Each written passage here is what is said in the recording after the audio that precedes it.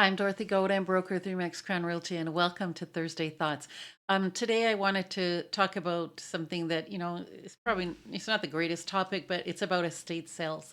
So we all know when family members or friends pass, there is someone who is the trustee of the estate, and it's a very emotional time for sure.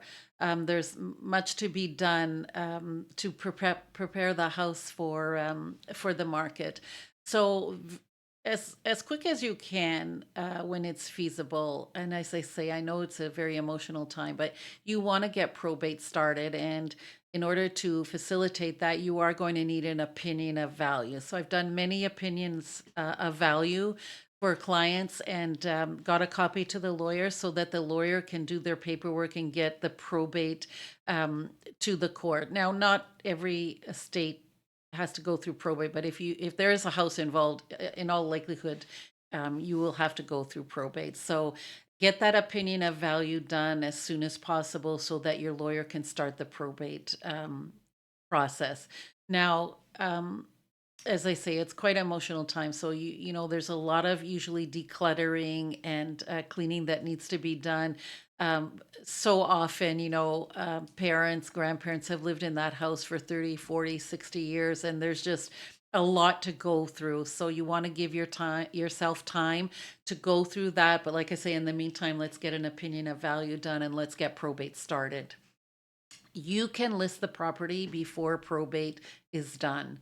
But it's very important to know that you cannot close a residential or any kind of real estate without the probate being completed and getting a certificate. And so, what we do is in the case of an estate sale and we want to get it on the market, there is a probate clause that is very, very important to have in every offer if probate is not done.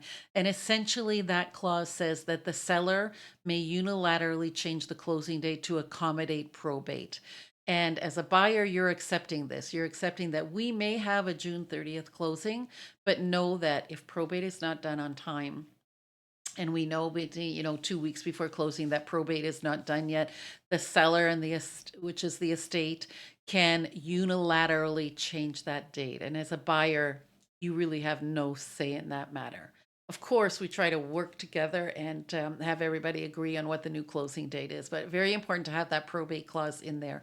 The other thing is because it's an estate sale, I always put in a clause that says because this is an estate sale, the property is being sold as is, and the buyer accepts and acknowledges that. You can imagine that most people who are trustees have, if they lived in that property, they lived in that property many, many years ago. And so they don't really know the ins and outs or if there's any problems to disclose.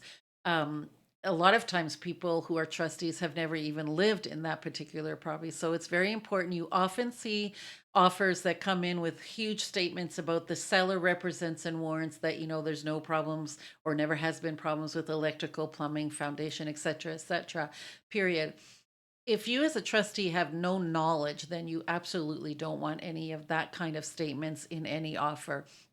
If you know something and you know that it's a fact, that's one thing. But for the most part, trustees don't really know a whole lot of history on the property, and that's why we have the as is clause.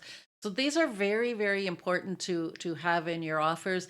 Selling an estate sale is not like selling your own personal house. It's very, very different, and you want to do your due diligence, especially as a buyer. You want to do your due diligence. I would definitely do a home inspection because nobody knows anything about the property. And if you don't do your due diligence, who knows what you're going to end up with. So I hope you find this helpful. I know it's not the best and the happiest topic, but it's a very important one. As always, you can reach me at Dorothy Godin at remax.net or 705 561 2360. Have a great week.